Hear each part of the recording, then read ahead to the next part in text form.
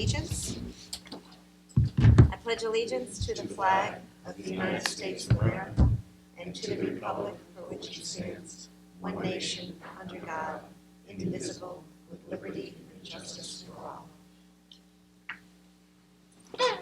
Earlier tonight, there was a meeting on Complete Streets, and it was very informative. They talked about the bike routes that are in Portland, and I'm going to take the opportunity to talk a little bit more about that in a couple of minutes, but before we get to that, I need a motion to accept the agenda as presented. I'd like to make a motion. So, Mike? second. Seconded by I'll Lou. Okay.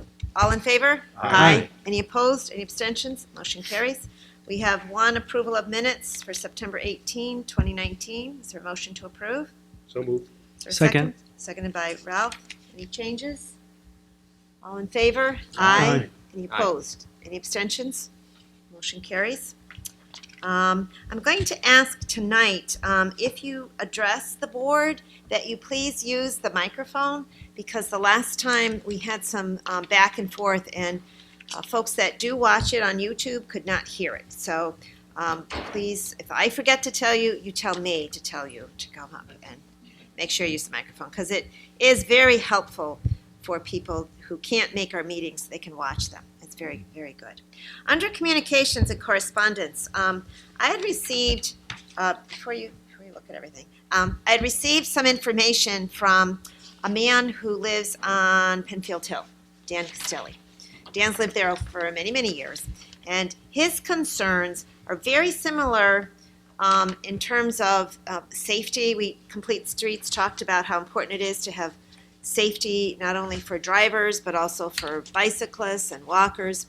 And in our country rural roads, there is a tremendous amount of concern by our residents of speeding.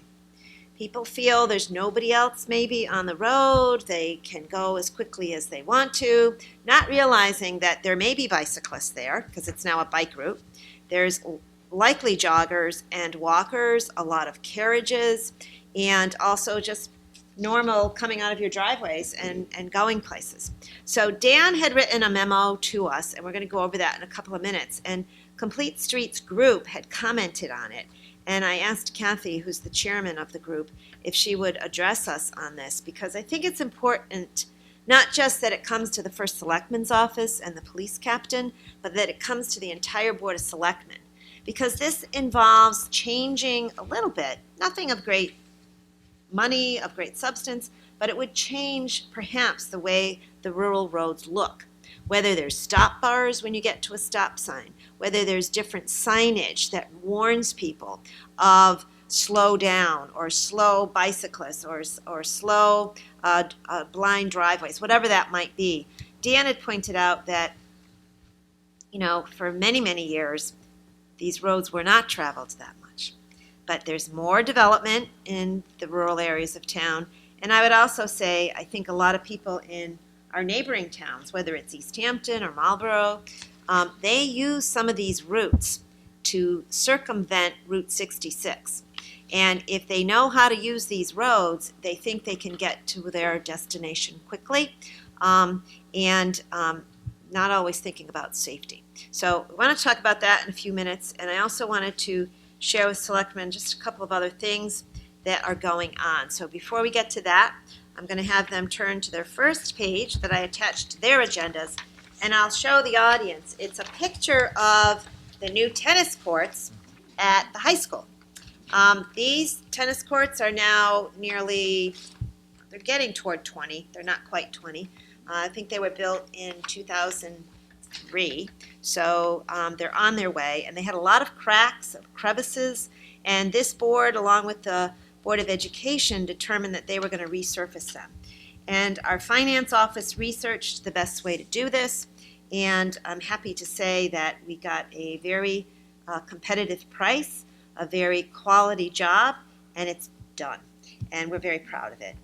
And I want to thank Tom Robinson, who helped with the administration of this as well. So that's a good thing. The second page that you have is a letter that I wanted to tell us about, and that has to do with our Main Street sidewalk replacement project. I had asked that Jacobson Engineering and Public Works, and they did this, could come up with a plan for asking the owners of the properties on the west side of Main Street to make sure that their cars, whether they're their own cars or their tenants, park behind or on the side of their house as opposed to in the right-of-way. Because I've had a number of complaints. There are some safety concerns. There's also some beautification that is necessary, and our beautification committee is working on trying to improve the appearance of our Main Street. It'd be nice to have more green areas. So when we told them that we would put in, and we are doing this, thicker sidewalks where the driveways are, so that when you're driving your truck or your car over the sidewalk and going into the driveway, it's heavier. It won't crack as readily as the regular sidewalks. But the state, in this letter, was telling us that we could not require that they park the residents' cars unless we also paved their driveways from the highway to the sidewalk. Now, it's a pretty good size right-of-way in that area, and it would have eaten up quite a bit of our sidewalk money. So the state initially denied our encroachment permit, which we're required to get whenever we do work in the state right-of-way, and said, unless you pave, we're not going to allow you to just put gravel there and presume that the owners will pave. You have to pave it. So we said, no, thank you. And we submitted the encroachment permit application and said that we would not require that from those residents because we could not afford to do the driveway. That's not to say that there can't be a plan going forward and working with the owners along Main Street. If you've seen what they're doing there, they being the contractor, they have to pull up quite a bit of that right-of-way in order to get the sidewalks out and then pour the new sidewalks. And I've noted that a lot of the cars have disappeared because they have to. I mean, there's no room right now. Now, we'll attempt to have some conversations with the owners and see if we can work with them to come up with a plan. I know a couple of owners have already said they're interested in locating parking for their tenants, in their cases, behind the houses. And I know that some of those houses have parking in the back, but I think that sometimes maybe people are in a hurry, so they want to park in the right-of-way and run in and run out, or run in and leave the car there overnight. So it's something that I bring to your attention, Selectmen, because I think it would be beneficial to us at this point to begin some more conversations to see if we can't have a better way of having the cars parked and a better way of utilizing those sidewalks. I walk those sidewalks a lot, as do a lot of people in the room, and it's a little uncomfortable when there's cars right next to you pulling in or pulling out when you're walking on a sidewalk. When you see a driveway, you expect cars to come and go, but you shouldn't have to expect cars are coming right at you at a sidewalk when they're coming in and out. Now, most people try to be courteous and respectful, but in the long run, I think it would be beneficial to our whole town if we can make it more convenient for the cars as well as more pleasing and safer. So just offer that to you. I wanted to bring you up to date on that. It's not finished yet. Boo. I just had a question. I mean, if we didn't pave those driveways, the right-of-way to the driveways, but let's say we were to use the grinding material from, let's say, Spring Street, and use that material versus the asphalt. I can ask. We have that material. Yep. You mean the millings? The milling material. I think Bob Shea had said one time that might be even a possibility. And since we have the material, could we still do that? Well, on number 3, they say revise the plans to show that the entire portion of the proposed drive located within the state right-of-way will be paved with hot mix bituminous asphalt. So the state wouldn't accept the grinding. At least not when he wrote this letter. Okay. Gravel driveways are not allowed within the state's right-of-way. Driveways must be constructed at a 90-degree angle to the roadway for the first 25 feet. And then, so they were requiring that, and then said, prevent illegal parking within the state right-of-way, but they were requiring those driveways. So we can certainly ask, it's Andy Morrow, who's in charge of the regional district. Yeah. If that's something. But, Susan, Right. if they were paved with hot bituminous, just Yes. then could we insist that all the cars not be parked? It looks in- like the state would back us up on that since it's their land. Yes. Remember, this is not town land. This is not privately owned land. Many of those cars are parked on the state's right-of-way. And in many cases, the state will not allow you to put anything in their right-of-way for fear of people being injured if the cars hit it. And also because they may need that land someday to either widen a road or to put something else in the right-of-way. In fact, downtown, in front of Malili's, they wanted to expand their patio out front. This was a couple of years ago. And they were willing to pay to do that. But the state said, you cannot go beyond where you are now, which is that little patio they have in front. It's probably 3 feet deep. Unless you either rent the land from us or you buy the land. And we're not even sure that we would let you because we don't want people in the right-of-way for those reasons that I just said. So, you know, I've used these examples in the past. We haven't talked about this in a while, so forgive me if I'm repeating myself, but dealing with the state, you've either got to take on the burden of the expenditure or you live with what you got. And, you know, we did not budget for those driveways. I'm not sure this board would agree to that expenditure, and I'm not sure the citizens of the town want to pay for that. So, What's the cost of the expenditure? I would have to look it up. That's a good question. I don't have it. Yeah. I'd have to look it up. You know, a few years back, we were able to do some paving in front of the Portland Memorial Funeral Home and in front of Liberty Bank and Bordenaro's Pharmacy. And we utilized a grant that we had gotten. It was a special grant, not just for that project, but it was work that you can do like that kind of paving. It's state money.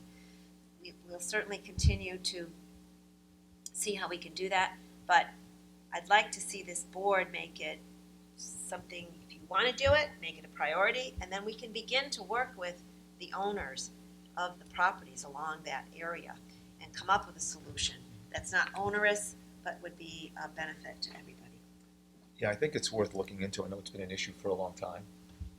And I don't know, for example, if the Spring Street project has funding left, if that's even applicable, but I think it's worth looking at options and look at the costs, see what we can do with it. Yeah, I think So you support this? I think we need to have the numbers on what that means first Yeah, before I absolutely. say either way on it. I think, yeah, it'd be good to know the numbers for what it would cost to do the paving. And I guess the other question would be materials. I know we've got a paving box, and is this something that we could do internally, and would that maybe drive the cost down? No, Bob's work's a miracle so far with some of the things he's done. Right. To save some And- money. But we have a paving box, and now that would make it a material and labor versus paying a contractor. Absolutely. Yeah, those are the kinds of dialogues we can continue to have. But I wanted to call your attention to it because Yeah. I can't tell you how many times I'm asked to solve this problem, and it's not an easy problem to solve. How many driveways are we talking about? I would guess between 8 and 10, maybe the most. Okay. That's what I would guess. We're talking on or about the Spring Street to maybe just a little beyond Co Avenue. Some of those lots are extremely narrow, and there isn't much room. And there's tenants in those homes that need a place to park. And at the time those renovations were done, there was not a requirement by planning and zoning to have parking on the side or in the back. Since that time, there's been that requirement, but it was not necessary. So the owners are doing what they were allowed to do at the time. It's working with them that I think we would have to do. So I'll continue to work on that with all of you. Then if you just want to take a look, and I had already sent this to the selectmen from Mr. Castelli, but he talked about stop bars and stop signs, talked about lack of cautionary signs and road hazard signs out in the country area. He talked about the WPA bridge at Carr Brook and the need to analyze that since it does have some heavy trucks going over it and that's aging. Talked about speeding, the high rate of speed coming down Penfield Hill Road. And there are new residents with small children, yet no signs telling drivers to slow down or to alert them of blind driveways and children in the area. Asking for police patrols. He said he does not see enough police. Are we understaffed? Does the town's population growth require more officers? It's not a population growth. I think it's more people not adhering to the rules of the road and other types of crimes that are occurring. It's not always population-based. There's a lot of cyber issues that we deal with. There's a lot of break-ins and other kinds of things. But I did contact the police, and they are this week in that area. It just can't be everywhere. And at some point, if we do have more officers, of course, that's helpful, but that's something we have to address within our budget. And then to recap, he would like stop bars at intersections where stop signs are located on the rural roads. Lack of warning signs, so we'd like to see perhaps some appropriate signage for hazardous road conditions when approaching intersections, stop signs, or line of sight. Take a look again at the rural bridge, which is out over Carr Brook at Cox and Penfield Hill. Speeding and signage for the drivers and consistent enforcement. And he's asking, and I've heard this from other members of our community, consideration to expand the police force because of growing needs and increased housing in the more rural areas. He also made a mention to contact our state representative and state senator to see if maybe there's some assistance from the state. So I'll open it up for a brief discussion from the selectmen.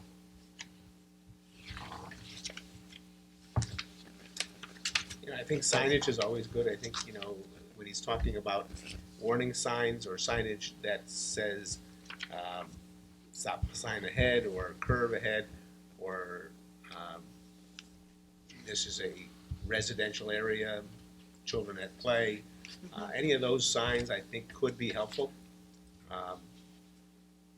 There are some people, I'll just argue a little bit, they don't like signs. And they think they live in the country, and they don't like the atmosphere of having signs. Yeah. Well, it's one of those things that, Right, Rick? Safety first. what do you want? Yeah. And if these signs can make things safer, then fine. That would be my feeling, that would be more advantageous than having, you're not going to have 20 signs next to each other. Obviously, I know people don't like billboards on their street at Penfield Hill, and I can understand that. But if this is going to make things safer, and if the research has shown that is helpful, one or two signs would be beneficial. And I think the stop bars, I need to ask you, what is a stop bar? When you come Is to a that the stop line in- sign. It's a big line. White line in the line, road, yeah. okay. And Kathy's Right. going to talk a little bit about this Right. because their group looked at this. Yeah, and I think those are good. I mean, Yeah. when people see the sign and they see a line, it reminds them that not only do they have to stop, but they have to stop there. So I don't think that would create that much of a distraction of the neighborhood or people where people live. I think that would be a benefit to everybody. So I like what he has to say. I think if we can do a little bit and it slows traffic down, I think that would be a good thing. Well, if I want to add to that, we just had a presentation by the Complete Streets that we're encouraging people to ride on the rural roads back there. So I think, and there probably are more people that feel the same way that haven't written a letter. So let's assume that there's a group that also has concerns about that. I know there's more families moving back there as well. So I think anything that can make it safer back there and make drivers more aware of it. There is really no downside. And I would imagine the cost is still going to be minimal. I mean, painting some lines, putting some signs up, making some awareness, raising the awareness of it, more patrols. It'll be safer for our riders. It'll be safer for the folks that are out there, and the kids there as well. So I think they're very good points. I think it's interesting too. He mentioned about the bridge. He made a comment about it was located in Vermont. It'd be identified as a historic marker. That might be worth looking into. I mean, we're a nice old town. We've got a lot of kind of neat stuff in town that may be worthwhile doing anyways. If anyone wants to volunteer. That was a soft no. Not so- Rick, did you have something you wanted to add? Yeah, a couple of things. I think a little bit more maybe short-term police presence, and I would say give out a few tickets when they're speeding, and word is going to spread fast. And you mentioned Vermont. I'm up there a lot, and I don't know if it's the way of life up there or what, but when the speed limit says 30 miles an hour in those little Vermont towns, that's what the people drive. They drive incredibly slow in town. And again, when I'm a few times, sometimes I've seen policemen pulling over people, like right in the center of town. But almost always people don't speed in town. Like out on the highway when they get outside of town, it's a different story, or on 91. But in the villages, it's noticeable. Especially coming from here where That's we've good. talked Yeah. about it a lot. Yeah.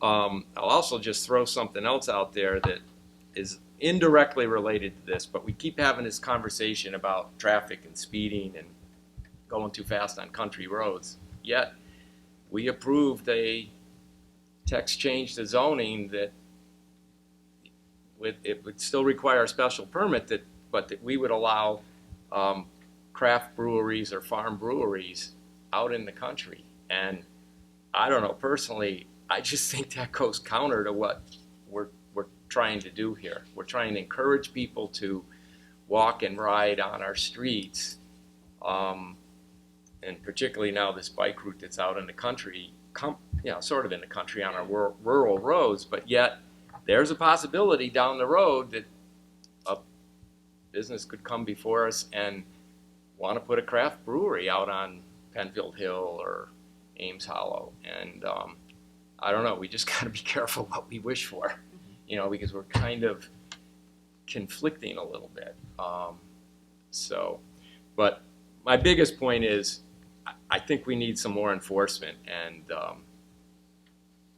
I know the few times I've gotten tickets, boy, I got religion real fast. So, anyway, thank you. Kathy, did you want to make some comments? And I included Kathy's written comments on the next page.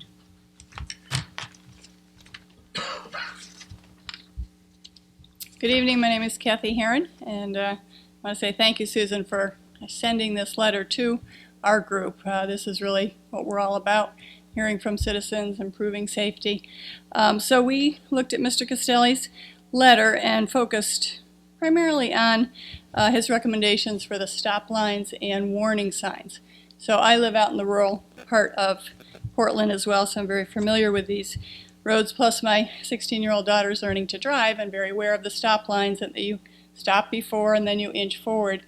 So in two places in particular where there are not stop lines, our group checked it out and would recommend that if resources allow, they be added. The first is on the pavement at Cox Road at the intersection with Rose Hill. So as you're coming on Cox Hill, when you get to Rose Hill, if you took a right, you get to the park. There is no line there, and it's a little tricky intersection because, as you know, there's the hill. People do go fast. They come around the corner. So if people were more aware of where do I stop, and then, of course, look several times both ways, we think that would be helpful. As well as on Penfield Hill at the intersection of Middle Haddam. You come down the hill. It's a very wide intersection. The airline trail is, if you take a left, it's right there. But even me, I've go there all the time. I'm not sure where to stop, so I stop and then kind of inch forward. So our group certainly aren't safety traffic engineers, so I don't know if Bob Shea has experience in this, or if he had a contact to say where exactly would you put these stop lines that are appropriate. So those two stop lines we would recommend if, again, the resources allow. And then the other thing we recommend is as you're on Penfield Hill at the very end, as you're coming down to, I guess, the intersection with Cox Road, as you may know, you come down the hill, you go around sort of a curve, and there's, tree there and bushes, and it's kind of hard to see the stop sign. So if you're not familiar that there's a stop sign coming, it does come upon you suddenly, and then there is that little left, I guess that just goes on the other part of Cox Road, but it's mostly as you're coming, well, I guess, I don't even know if there is a stop sign there. Now that I say that, I think there isn't, so it's like a free-for-all there. You come, and you're definitely supposed to be yielding, I would say, but I don't think there is any stop or yield sign, so maybe add one there. But if we recommend that you put some kind of a stop sign ahead, again, wherever Bob or whoever is the expert in this area thinks it's appropriate to warn the motorist. In regards to the speeding, we've been all about traffic calming for the past 5 years. We have encouraged the police to do more monitoring and or ticketing. We've had our please slow down signs for 1.5 years now. So we said, we'd be happy to offer them to Mr. Castelli in his neighborhood if he wants, to use some of our signs. But mostly we, very much on the same page in terms of safety, and we thank you for alerting us to this concern. So, any questions? Any questions? I don't know. You mentioned Penfield Hill and Middle Haddam Road. Yes. Do you think, I come through there a lot. Yes, and yes. Just this afternoon, a car coming south on Penfield Hill Yes. at that stop sign, and I'm coming in from Cobalt, and I didn't think that car was going to stop. And technically, I had the right of way because there's no stop sign if you're going Correct. westbound on Middle Haddam Road. Right. Do you think maybe there should be another stop sign in there so that, Like a three-way? like a three-way, or, well, there's only one stop now. There's only the stop sign for Penfield Hill. Correct. Middle Haddam Road going either east or west Mm-hmm. don't stop because I guess technically that's the through street, but I'm surprised there's not more accidents there because Yeah. You almost, if you're not from around there, you almost don't know. You think It's that true. you should be stopping, Right. because when you're coming in from Cobalt and you're staying on Middle Haddam Road, it's pretty almost a 90-degree left-hand turn. That's true. So That's I was true. just curious because you mentioned that intersection. Yeah.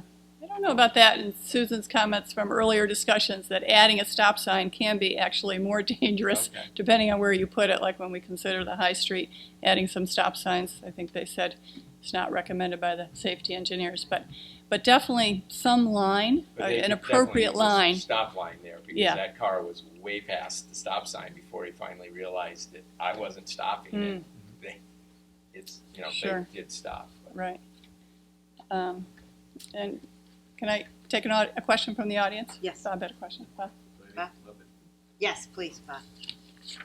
Thank you for reminding us. So I'm wondering, did we talk to Ron or anyone in the police department about putting one of the laser speed signs up there? That might be something also. There's been one on, I can't think of, down from the golf courses in Quarry Ridge on that part for about, Rose Hill for about, Collins Hill for about 2 or 3 weeks now. Maybe that could be moved up. To Dan's neighborhood? I mean, we only have one of those right now, right? We have the other two that are going to be installed, but the one that's mobile, we have one. But then the ones that are going to be on High Street and Ames Hollow, we're just getting those ready. There's a learning curve with those because they have to be programmed, and staff have to learn how to program them properly, but we will be installing those. So there'll be a total of 3, Bob, but only one is really mobile. The others, we're hoping we can move them when we want to, but not as readily because there's no trailer. They'll go in the ground. Good point. So I'll work with Public Works on these items, and I thank you for your input, Complete Streets and Selectmen. That's helpful. That's all that I had under communications and correspondence, and I'll open it up for public comment. Kitch, would you mind? Thank you.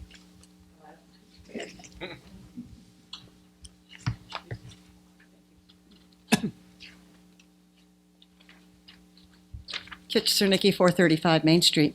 I really appreciate all the conversation this evening about speeding and what can be done about it. I think the stop lines are a great idea. I also am aware that there's a lot of foliage up there that blocks a clear view for drivers. And I'm wondering if maybe a yield sign at that intersection that you were talking about, Rick, might make people slow down. I mean, there are rules associated with yield signs that probably would require enforcement as well. So I don't know if you've seen anything on Facebook about a speeding incident at Gildersleeve School yesterday. No, I did not see that. That I guess a child was in the road and there was a speeder on Main Street. And then someone else had written that there was some close comments about speeding near Biz. So I'm here with the slow down signs in front of my house that have been there for about 4 months now, and I have not seen any marked slowdown in traffic. If anything, there are people who would like to go faster. We've had police out from time to time. It goes on, and I guess at this point, when we talk about speeding throughout the town, and it's been mentioned over and over again, then I feel that the police and you, as our representatives, have an obligation to try to ensure the safety of the public a little bit better than what's been happening. And I don't know how to do that. I'm with Rick on enforcement. You give people some tickets, and it changes their habits. And I know that some in the police department don't think that that's the best way to handle it. I'm going to talk right now about an incident today. I was traveling to East Hampton to go to my job, and I was doing past the market 45 on Route 66, and from just past Adams all the way out to Gospel, 7 cars passed me at varying rates of speed. There was a police vehicle with an officer doing radar, and no person was stopped. So they were going well over 45. My guess, if I could make a fairly accurate assessment, was that they were going probably 60 and perhaps even over 60, and the road's smooth, the road's great now, but to think that we pave, or the state paves, and Spring Street too, so that people feel more comfortable going faster is really very, very upsetting. And I'm just once again going to say that I hope that we don't have an incident where some child or some adult gets severely hurt because we haven't taken proper steps to ensure safety. And I'll say it every time I come here because that's what I think we're waiting for. And that would be an awful way to finally determine that we're going to enforce the speed limits as they're posted. So Rick, to your comments about in the small towns in Vermont where people are afraid to drive over the speed limits, I mean, how could we make that happen here? Because I think it needs to happen. We have 2 schools on Main Street. And you know what? I'm going to go through it again. So come off the bridge, and the sign says at the end of the bridge, 35 strictly enforced. We drop down to 30. We stay 30 until just before the schools, 250 yards before the school, where the speed limit all the time, not with a flashing sign, all the time is 25 miles an hour. Get back up to Trinity Church, and you finally hit 30. At the Congregational Church, you move up to at the Methodist Church, you move up to 35. It stays 35 until you're approaching Gildersleeve, where it drops down to 25 again because you're in the school area. It doesn't go back up to 35 until you start the bend at the river. And then it stays 35 until you hit 4 corners. It's not enforced. And I don't know what will make anyone feel that it should be enforced. Does it make me coming up here, Kathy, how many times do we have to talk about enforcement of speed limits on Main Street and on other streets I know that Main Street compared to Ames Hollow is a slow ride, but anywhere where people think that the signs mean nothing, then we're all in danger.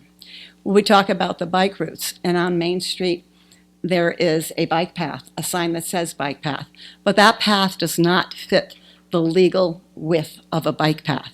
So now we have bike path, we have speeders, and we don't have space really for bikes. So we're adding another element of potential danger on Main Street. This makes me very, very worried, and I don't know how. I don't know how it can be solved. One thing I think we need, I know that Captain Millardo said we don't have a traffic patrol, and we don't. We don't have enough officers to have traffic. We don't have, in my opinion, enough officers to take care of the town. And I think as you look forward to, and I know some of you may be here or maybe not be here as we move past November. But I think one of the things that we need to look at before Brainerd is totally finished and more traffic is going in and out of there and people are living there is how do we begin to get some more police officers in this town? Because we need them. And I know there are projections that say that the school population is going to go down. But we're going to look at those apartments being utilized, and we're going to look at the businesses that are there having more traffic in and out. So, and hopefully we're going to have more traffic on Main Street because we're going to have some new shops there. But all of that adds to a more dangerous climate when there isn't enforcement of existing rules. And call me rule crazy, and maybe I am, but I think that we need to protect the citizenry at a higher level than we're doing right now, and I feel very, very strongly about that. The other thing I want to say is the new sidewalks are absolutely beautiful. They're gorgeous. They're gorgeous wherever they are. They make walking on Main Street safe. They're wide enough, and the only other question I have is about the potential of doing, if you're considering it, doing those driveways on Main Street. So 25 feet gets you what, 2 cars to park there? Maybe 3 if you pull all the way in. And some of those houses have how many? 4 to 5? Yeah. I will say that I think the parking on Main Street facing in rather than scattered all over the place looks much better. It has a much more cohesive look. But I don't know, and I wouldn't want to be sitting in that seat right now as to whether or not it's a great idea to do the driveways, to do 8 to 10 driveways. It may be, even if it provides some parking and other folks continue to park in the manner they're parked now. But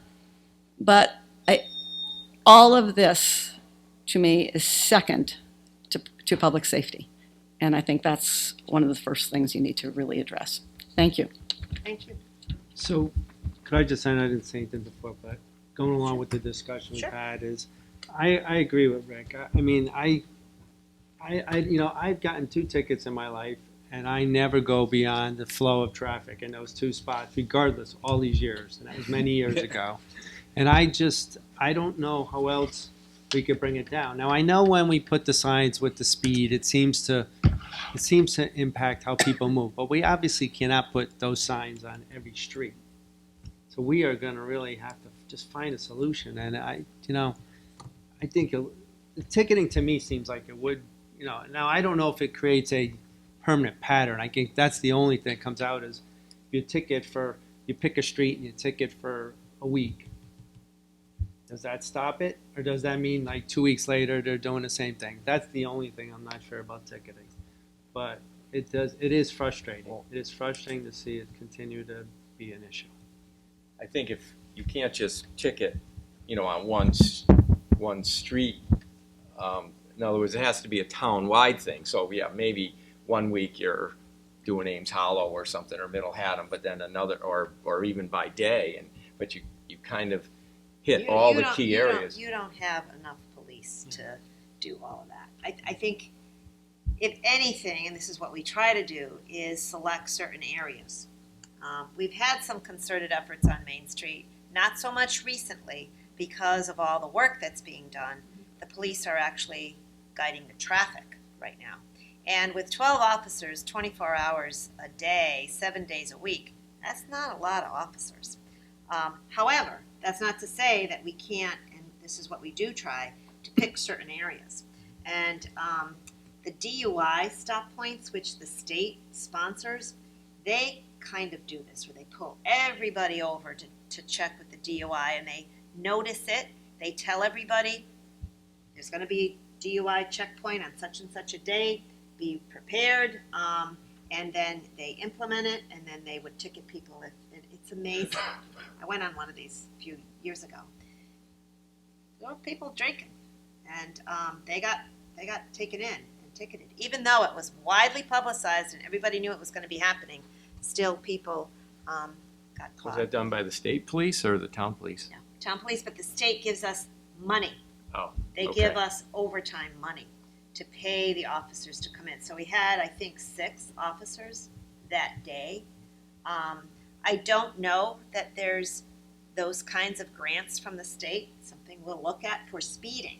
But when you think about it, if you have 6 cars in that 2 miles of Main Street, you can really have an effective pulling over. You have one officer trying to maintain the speed for the entire road. That creates something altogether different. So there might be some of these methodologies, but I don't want to say that we can do it because I know the limitations of our staffing and our budgets. So I will once again work with Ron as well as some of the other officers to see if maybe there couldn't be some type of a concerted effort. Publicize it widely. Tell people you're going to get a ticket. If you speed on such and such a weekend, we're out in full force. Be prepared. They can't say, what are you picking on me for? Because we're telling them. And we do it frequently. But you need money to do that. It's overtime. It's over and above the usual calls, because when you just have the men that are on duty that time, if they get called away because there's an accident or there's a break-in or there's an illness or there's something they need to address, they're going to leave that station. So just to keep this conversation going, and feel free certainly to speak with Ron and give him your thoughts. He'd love to hear from you when you see him. I know he's out and about, and he's very much concerned about this. So it's good dialogue, and I'll share that with him. Maybe he'll catch it on YouTube. Ed?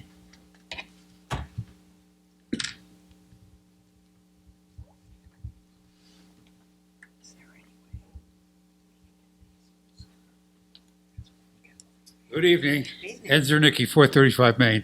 And I am not going to repeat everything that Kit said, although I certainly agree, because I witness every day when I walk from 435 Main across the bridge to the Middletown side and come back. I have lots of moments of fear, including the bridge, which is just absolutely outrageous. I don't know if that's Middletown's or if it's Portland's or the state, but it is scary up there, walking on the sidewalk from Portland to Middletown. And again, I'm not going to repeat all of the speeding problems that I've witnessed. And I have a law enforcement background. I spent 10 years in uniform, 11 as a detective. And in the 10 in uniform, I saw the outcome of ticketing. And I'm in full agreement. We changed areas for long periods of time with ticketing. But you said we need more police, and I was out today. I'm not even sure. I don't know where when I was driving, and there was construction near the area of the police station. And when I was in uniform, private jobs were they were like fresh meat. Cops were lined up, wanted to make the money. They wanted that extra day's work. I spent 21 years working 6 days a week because I always took a private job. And I drove through this construction area on Main Street near the police station, and there were 2 cruisers. And one was from Middletown, and one was from East Hampton. Do we have enough police? Absolutely not. And I just want to say that in agreeing with Mr. Shar, that we have to find a way to budget so that we can enforce. We can't even, private jobs, PJs, were considered golden. Apparently you can't give them away in Portland because we don't have anybody. These guys are working too much already, and they don't want a 6th day or a 7th day. We had guys who were making $100,000 a year when I was there from 70 to 91 because they worked so many private jobs. They were in line. you had to get a PJ slip, and they stood in line, and we can't get anybody because we just don't have enough men. And that would be my first concern. Get the manpower, and then, as I've said several times in different groups, write them up. Don't just warn them. Write them up. Thank you. Thank you, Ed. Anybody else? Norm?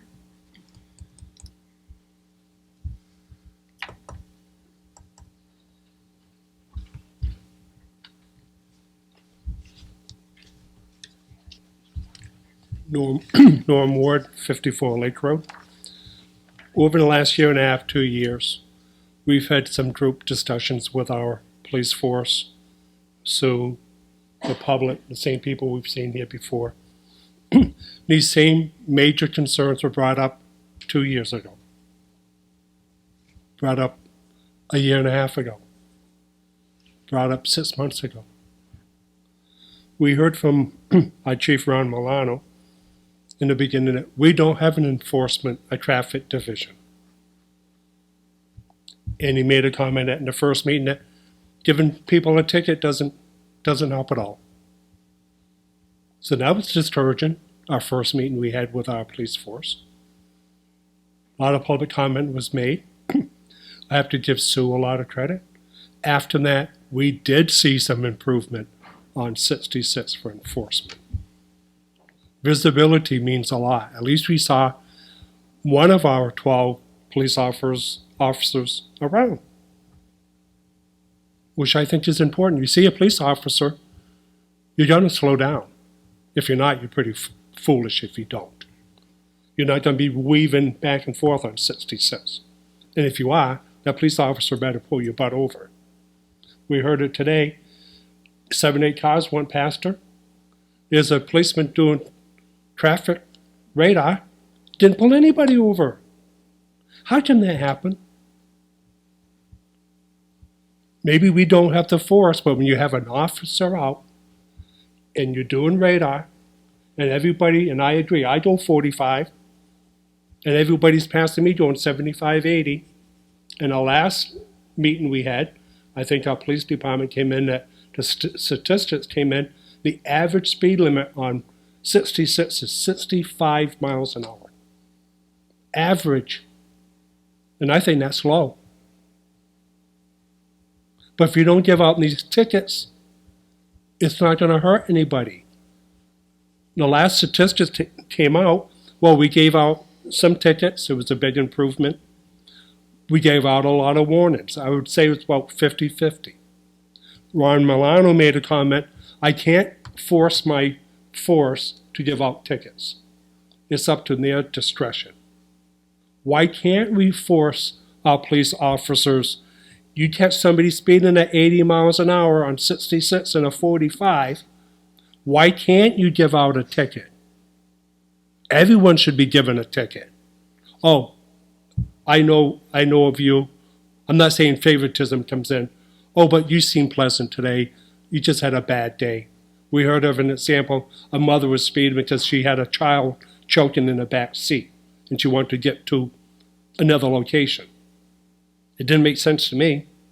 If my child was choking in the back seat, you think I'd speed down the highway going to the doctor's office or somewhere?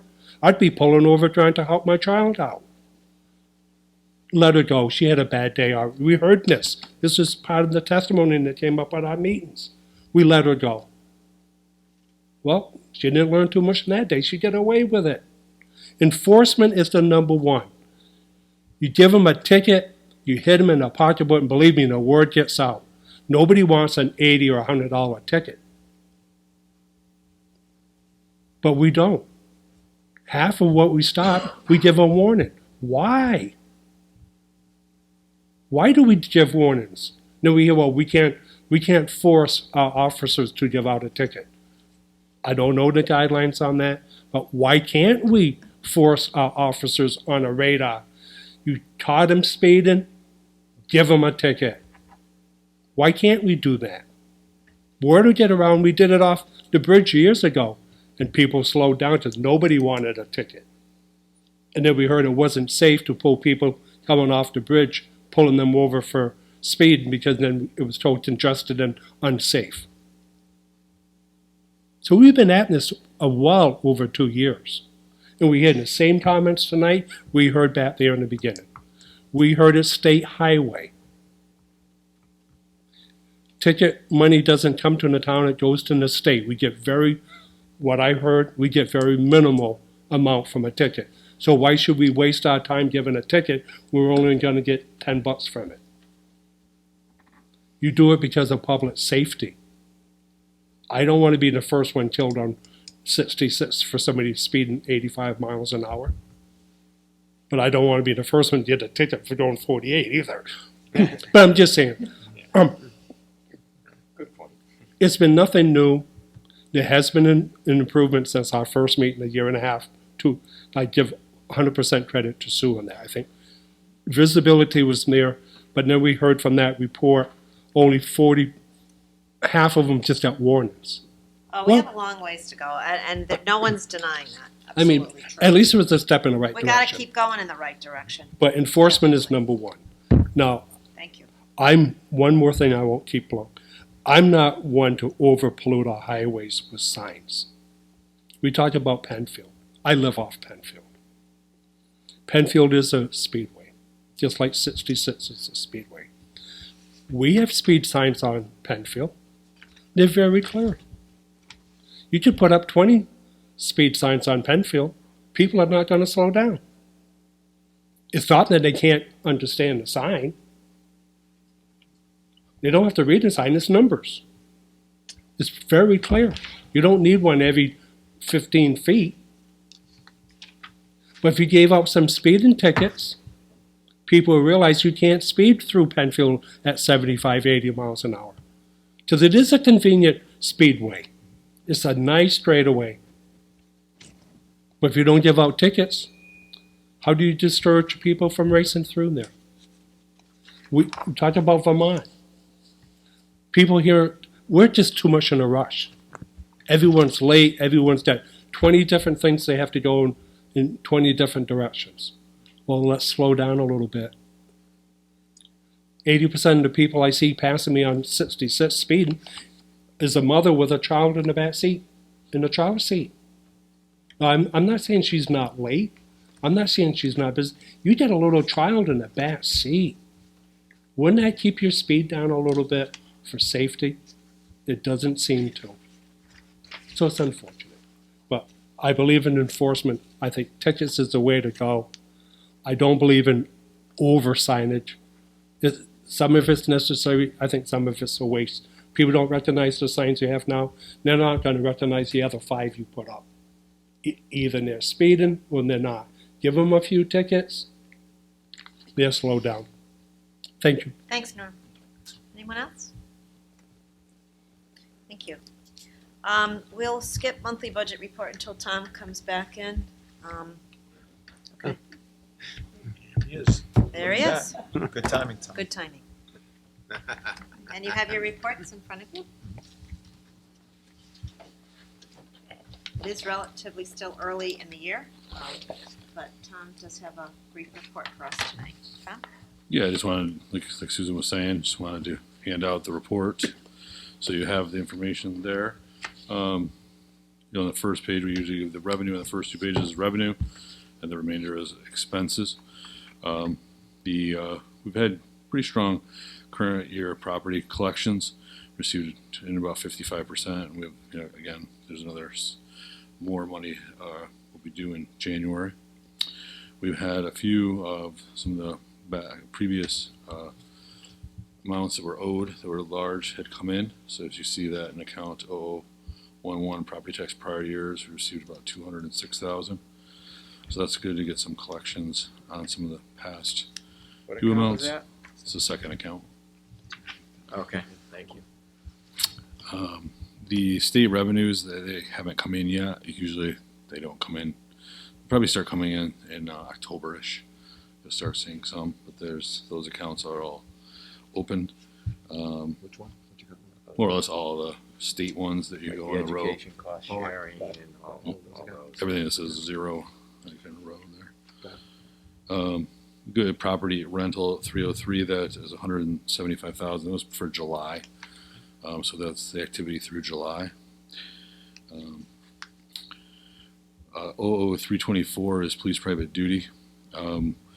That will be the expense on that account. There's a related expense on page 5, which is at 85,000. So there was a lot of private duty work so far in the town. They have been working very hard and diligently on the Route 66 project, the Eversource project, Spring Streets project.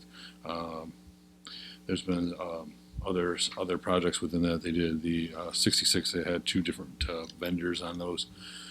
So those monies will come in, and they continue to, and so that's a number we'll have to continue to watch on the expense side, as it's still Middletown uses us from various times, as well as the town itself has had many projects.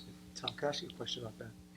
With regards to the police and the payment for them on the streets, is some of that money coming from town contingency funds? Is it coming from the project Can you money hear? itself?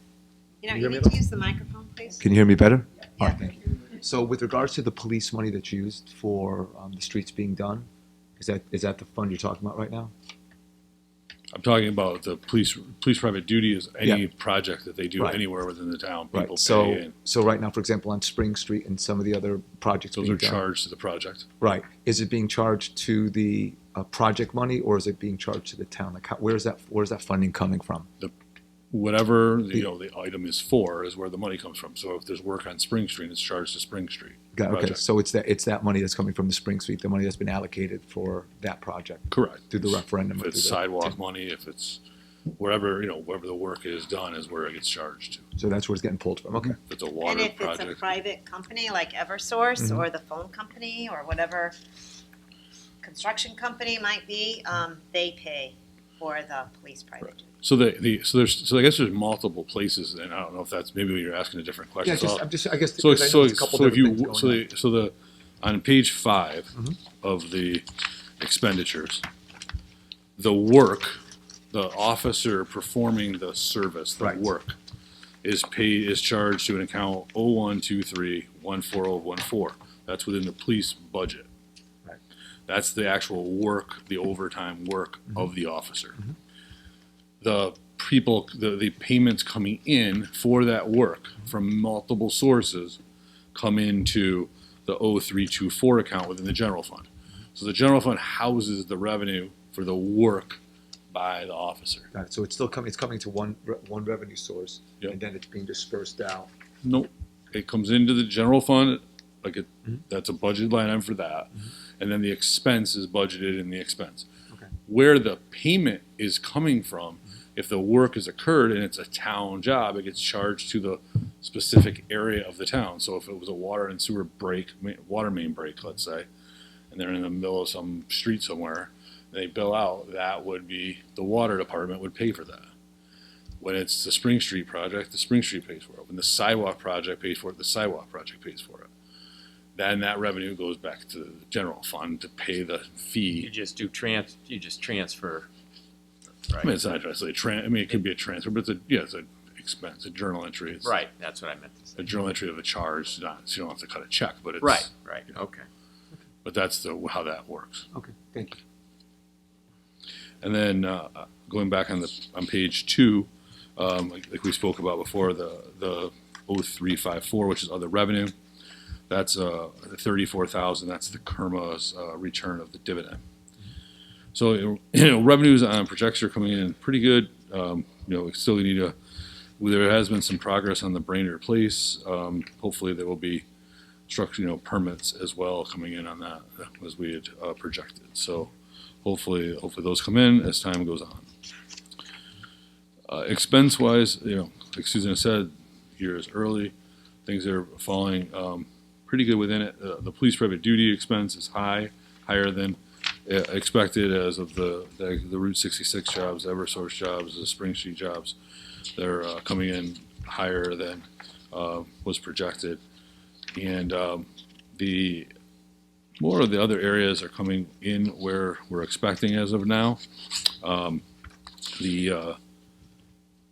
One other area that we'll continue to watch is the municipal agents of the elderly, which are people driving people around for various activities with the seniors that revenue is up a little bit, so they'll keep watching that. The revenue is up or The expense is up. Okay. The expense is up. They are busy. There Busy, are a busy, lot, busy. there's What a line is huge that? need for rides for seniors and those who need assistance if they're physically challenged. And it is much appreciated. But I think you're right, I know you're right, Tom, that usage is increasing. That's right. The need has increased The tremendously. needs increase, right? And we'll be looking at, next year, the town needs to look at another van. Whether or not it's the senior van that we share with Cromwell, and we use it more often, or we apply to the 5310 program with them again and try to get another van. I think that is very well utilized, in addition to the bus and the dial-a-ride. That's page 11. Thank you. So, Yeah, the senior center staff do a great job accommodating our seniors and physically challenged people. It's very important. Tom, one other question on police private duty. Mhm. I know it's a big number for a lot of reasons. We have a lot of projects going on in town right now. Based on how those projects are going, do we anticipate going beyond what the budgeted number is, or does it look like we'll be wrapping up the projects? We're just using it up quicker. well, that's why I said we have to continue to monitor that, because it's not necessarily our projects. Our projects is a segment of that, and not a. It's a decent segment, but not a huge. The Route 66 project was a very heavy project that utilized a lot Talking of. about the repaving, Tom? Yeah, the Route 66 repaving project. There was the grinding phase. Sure. And then there was actually the work phase. So those were major uses. And I think Captain Malaro told me that Eversource is doing some upgrades throughout town, and those are some over expectation projects. Okay. So we're gonna have to, we'll have to continue to monitor those as we go along. I mean, Spring Street is doing well, but as it continues, so maybe there'll be some not as much utilized there, but as the calls do keep. Kevin Malaro did say the calls do keep coming from Middletown for work and for help. So, I think that it will be as soon as our jobs and the work within town is less. I think they'll be also utilized in Middletown like they were last year. So we'll just keep watching that as we did last year. Well, I just want to echo what Kit said as well. I mean, I think it's important that safety is the most important thing. So having the people out there, making sure traffic is moving properly, it's safe, that's real important. But just the number itself, I know we're going through a lot quickly. Okay, thank you. Good, thank you. Tom, on this, like when we had our police officers out on the Route 66 paving, Mhm. do we get reimbursed from the state on that because it's a state road? Or are we paying ourselves for the It's police not our presence? project, so that would be the vendors themselves will pay. We'll pay. So I believe in that instance, I believe it was American and Rafferty. Okay, so we'll have an income side, a revenue side on. Right, which is on page 1. It's Right. Okay. The police private duty 0324. Got it. So right now, the collected is 43,000, but there's a lot billed. There's a lot to have been billed and will be billed. September hasn't been billed yet, and there's a lot outstanding because the state, the state contractors have to get paid first, and then they pay us. Typically are to the positive for these, because the use of our vehicles as well as the courtesy of being able to use our officers, we do not lose money. Great. Okay. Thank you, Tom. Okay, thank you. Thank you, Oh, Tom. Any Tom, other questions? Well, I just Rick? have a question for the future. Is there any way we can get these like in the morning before the meeting or the day before? Or are these sort of hot off the press like a lot of times right Yeah, I mean, before? like this is almost impossible to get you any quicker. I mean, it's a date, it's 10, we're very Oh, quick yeah, in well, a month. That's I mean, true, generally, I'm preparing it for the meeting, and then I, give it to you. I'm trying to get you because again, it's the first Wednesday of the month, every month. So we're trying to get entries in and processed as much as we can, so you get as much current activity as you can in the month. But like you said, if you have any other questions for me, feel free to send me an email, and I'll try to answer anything you can. Okay, all Okay? right, thank you.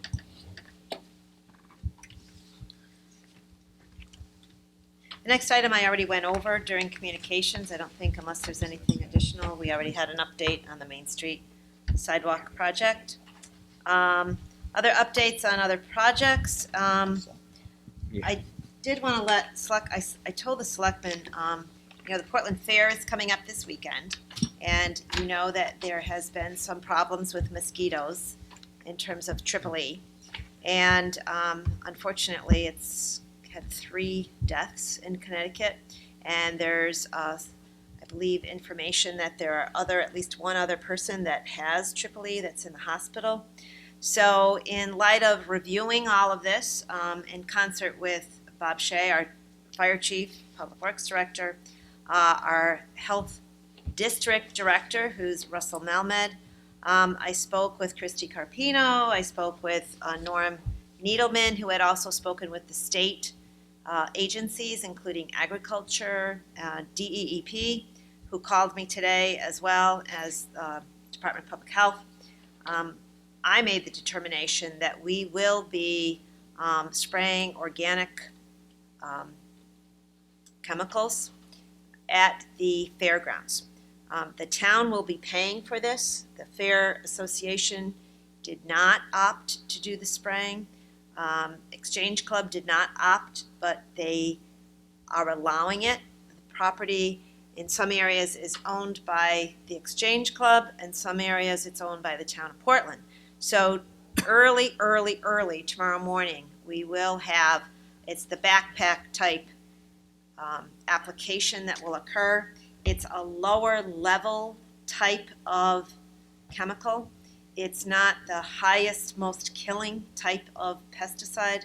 We err on the side of something that's effective, but not nearly to the extent that you could. For several reasons, we want to be certain that we're not overkilling with chemicals. There's also some small animals that are there, and some of the tents and things are set up, and we want to make sure that we're addressing the killing of these mosquitoes the best that we can. So DEEP felt that our plan that Bob came up with, we're using True Green, which is the company that East Hampton used, and I believe other towns are using them. They're able to accommodate our request for $2,500 to do the spraying. And I think it's prudent. It's another tool in the box that we need to use to prevent disease transmission. And we'll also be diligent, and this is the Fair Association as well as the fire department. There will be signs at the fairgrounds saying, please avail yourselves of the spray or the application for your skin to repel the mosquitoes. And know that, and I will post this on the Facebook page so that people will know, and I've emailed many people associated with the fair that we are doing this spraying so that everyone, to the greatest extent possible, is notified. We're also encouraging people to make sure that you wear tightly woven clothing, long sleeves, long pants, socks, shoes, hats, and apply the personal repellent based on what your particular needs might be. And we will have those available for you. Maybe a good thing, the temperature is supposed to be lower. I think on Saturday and maybe even Sunday. The DEEP person that I spoke with, Roger Wolf, I believe is his name, he's the expert in this type of work. He said below 50 degrees, they don't go after, he said, blood as much. That's a good thing. But we haven't had a hard frost, and we're not anticipating that. But I want to encourage everyone to be very careful around the times of dusk and dawn. Take personal precautions, and hopefully, because when you look at the numbers of mosquitoes that are being captured, they're way down, which means they're dying off. The adult mosquitoes are dying off, and there's no larvae at this point.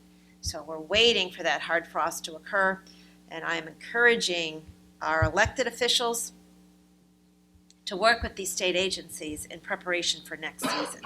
You don't address this problem in September when the peak of the season is past and the damage is done.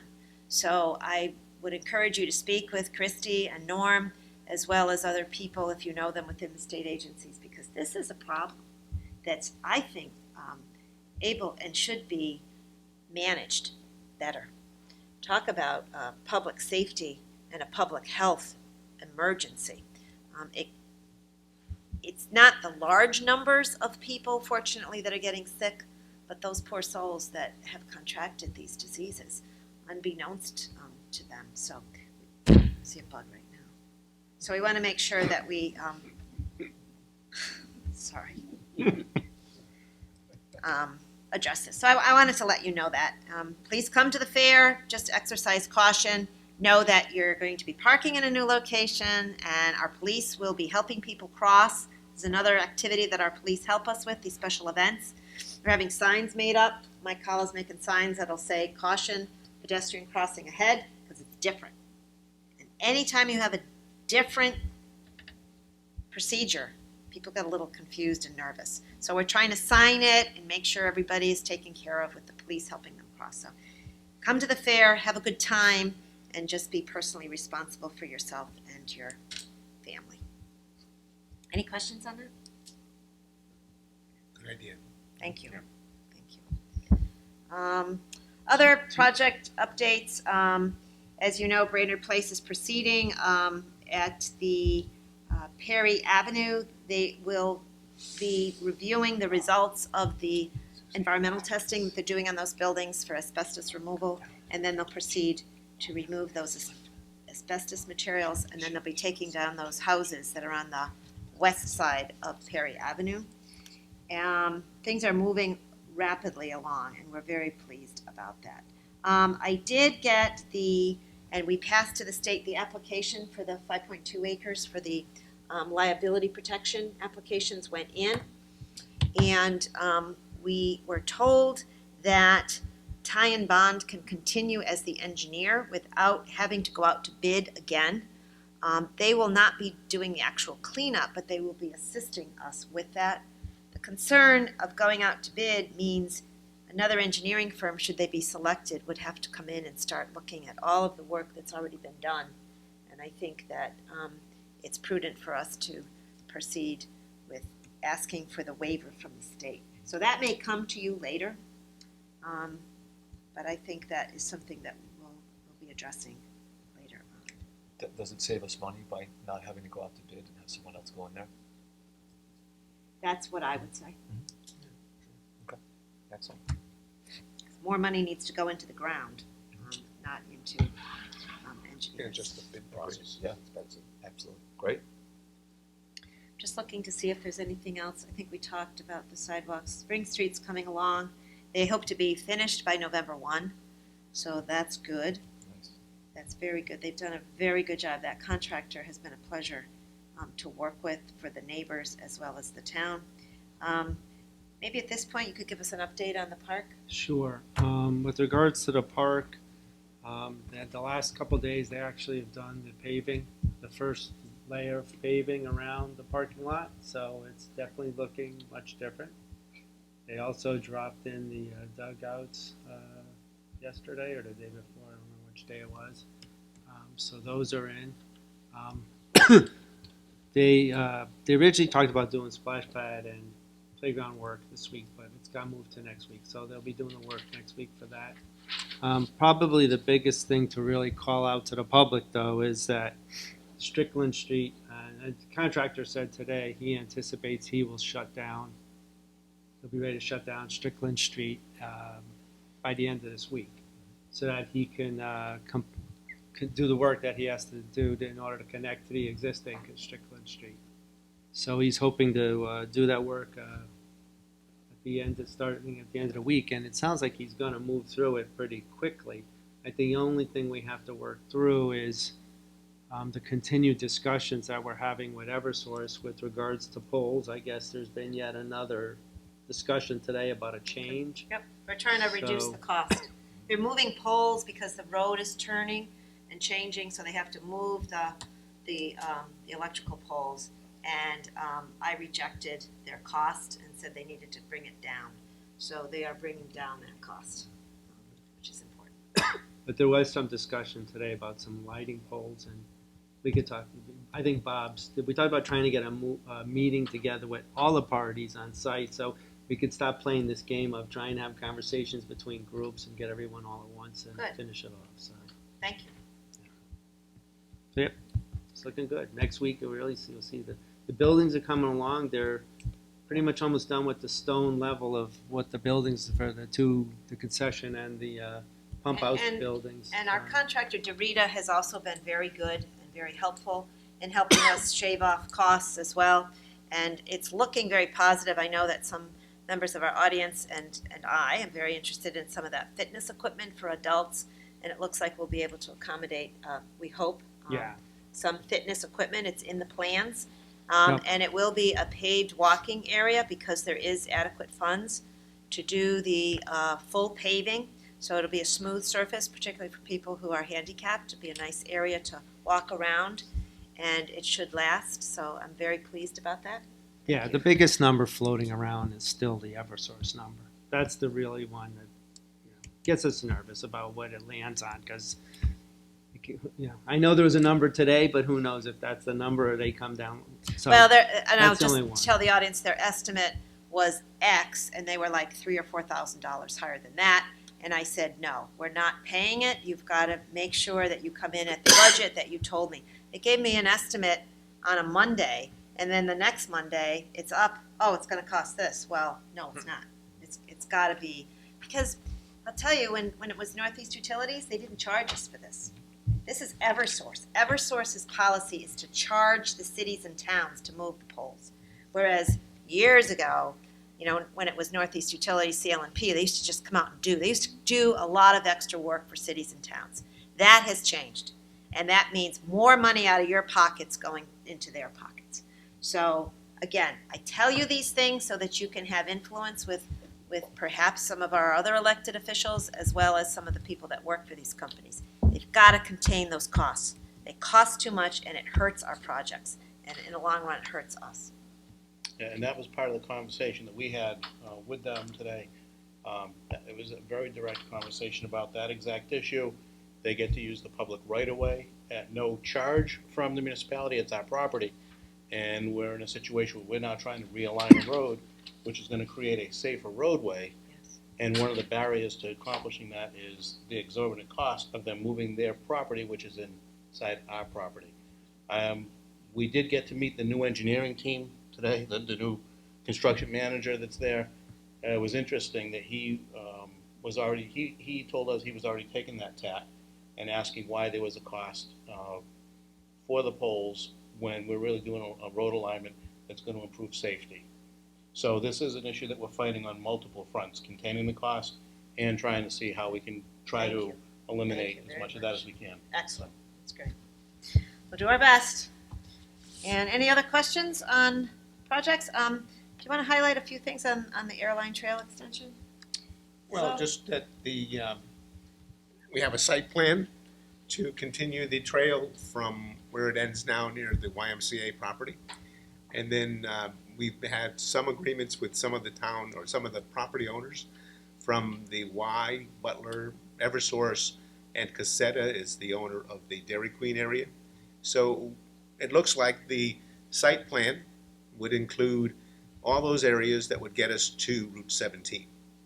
So we now have to apply for grant funding, which could take a little time, and then after that, get a contractor to get to work. So I say 2 to 3 years, but it takes time for these things. So I don't think it's going to be in a year. So it could happen within 3 years, which would be nice. And then maybe we can talk to the people from Driven while we're finishing some of this, and if there's funding left over, maybe we can get to Williams Street Extension. And then Phase 3. Thank you. When do you think that connection with East Hampton will happen?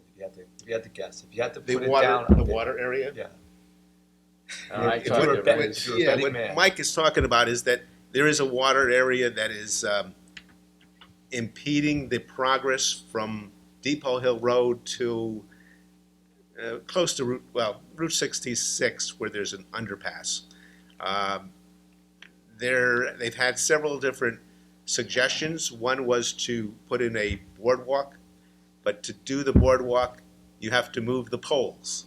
Oh, So the poles, the Eversource poles, again, are in the way.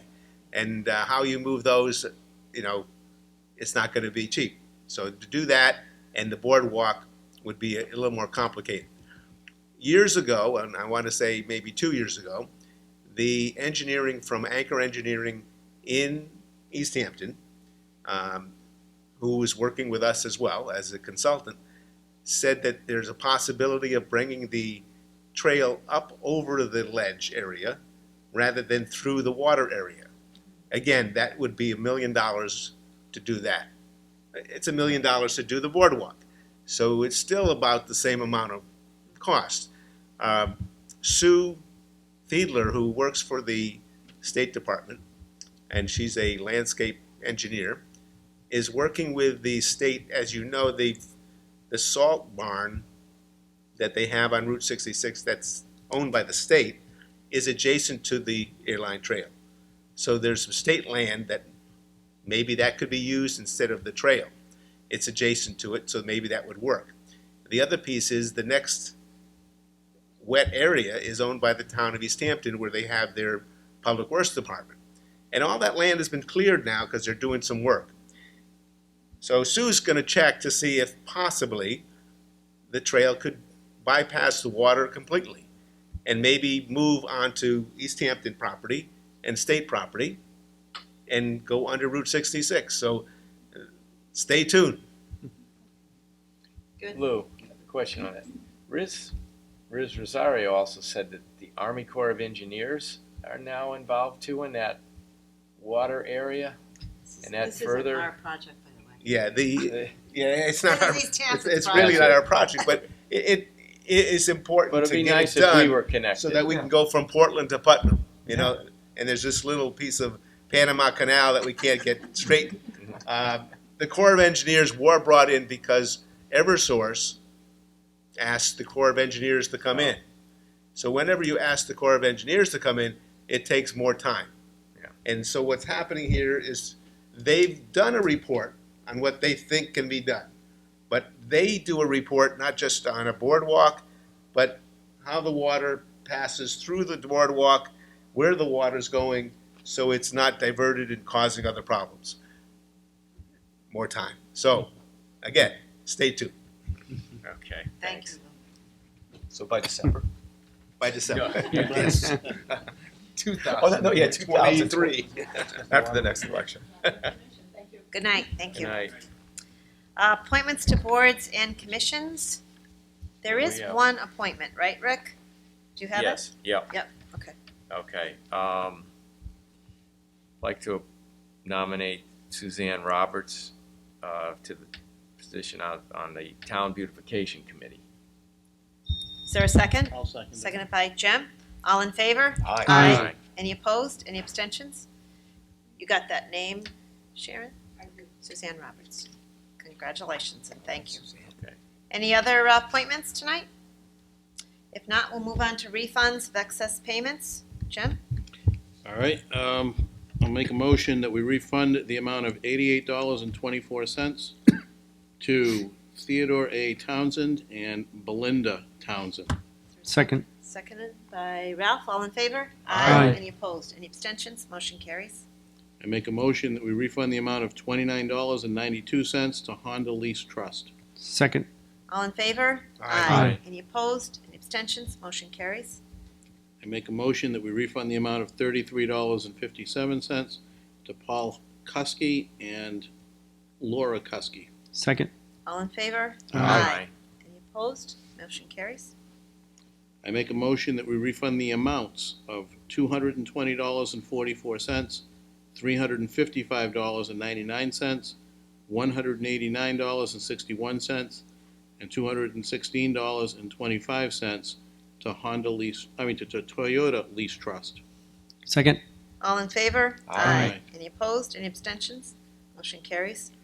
I make a motion that we refund the amount of $34.11 to Nicole M. Klein and Michael H. Klein. Second. All in favor? Aye. Any opposed? Motion carries. I make a motion that we refund the amount of $90.55 to David A. Werblow. Second. All in favor? Aye. Any opposed? Any abstentions? Motion carries. I make a motion that we refund the amount of $321.02 to Daimler Trust. Second. All in favor? Aye. No opposition? Motion carries. I make a motion that we refund the amount of $280.53 to VW Credit Leasing Ltd. Second. All in favor? Aye. Any opposed? Any abstentions? Motion carries. I make a motion that we refund the amount of $310.92 to Christina Marino. Second. All in favor? Aye. Any opposed? Any abstentions? Motion carries. And I make a motion that we refund the amount of $533.69 to Vault Trust. Second. All in favor? Aye. Any opposed? Any abstentions? Motion carries. Are there any status reports tonight? Any more public comment? Yes. I have a Yes. question. Certainly. Sure. The, one of you, or I think Jim, you talked of, somebody talked to the Exchange Club about, or did Yeah, you? Mike and I Yeah, reached I got a out. message, so, Go ahead, Mike. Well, so, yeah, go. so I got a message, I sent a message out to Jim Hill about a week and a half ago, asking for an update on the property. He was enjoying himself on vacation. Said he would get back to us when he got back. So I just got a message earlier today saying, "Hi, Mike. I just dropped off 8 copies of the revised land swap plan with Right Michelle at Town Hall. Perfect. I'll be writing up a draft resolution for Exchange Club Board. Try to get the board to schedule a meeting for next week. We're going to reach out to Lou and I and schedule something next week, probably before their next board meeting, and then perhaps attend the board meeting. So it'll Before take us- you leave tonight, I'll give you each a copy. Absolutely. But we should be able to get at least a resolution by next week and perhaps even get it settled within That's next great. week or so. Good. Very good. Thank you, yeah. Progress. All right. Thank you, gentlemen. We're gonna do that before the airline trail. Okay. Any public comment? Not, I'll entertain a motion to go into executive session. We have Joe McQuaid, who will be invited into the executive session. Joe is our labor attorney. He will be speaking to us on strategy on collective bargaining. And then after the session, we may have possible action, which would be ratification of a tentatively agreed collective bargaining agreement with the Municipal Employees Union, International Library Union. So moved. Is there a second? Second. Jim? Seconded by Rick. All in favor? Aye. Any opposed? Motion carries. And I'll also entertain a motion for a brief recess while we clear the room. I'd like to make that motion. Thank you. Second. Second.